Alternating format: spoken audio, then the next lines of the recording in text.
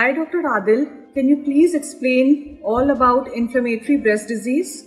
So, what do you mean by inflammatory breast cancer? When we think of a normal invasive breast cancer, or what we say the conventional breast cancer, we associate it with a painless mass which is gradually increasing in size. But inflammatory breast cancer is a little different. So how? It usually presents with swelling and redness of the skin. There may be warmth of the skin, which usually involves more than 1/3 of the breast.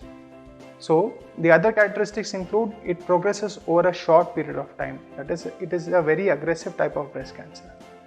So when we think about inflammatory breast cancer, we see it in the younger age group and it also has a very aggressive outcome. So now when we think about the treatment for inflammatory breast cancer, how is it different from conventional breast cancer? Like I already mentioned, it is quite aggressive. So naturally the treatment has to be aggressive. So there are certain changes that we do or how we tailor our treatment to treat inflammatory breast cancer. So there are three modalities of treatment in any cancer, as we know. One is a chemotherapy, radiotherapy and surgery.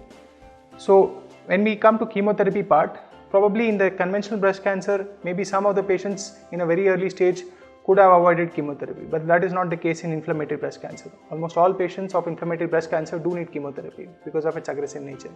The same goes with radiotherapy. All the patients of inflammatory breast cancer who have a localized disease confined to the breast do require radiation, and the same goes with the surgery.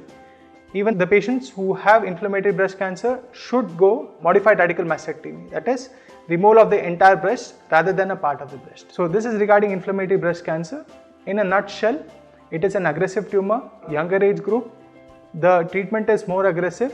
Chemotherapy, surgery and radiotherapy, all three form an integral part of treatment of inflammatory breast cancer.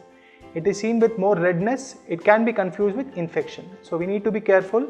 So we need to have a higher degree of suspicion for a patient who has redness and tenderness of the skin who has not responded to the conventional antibiotic course. Thanks a lot.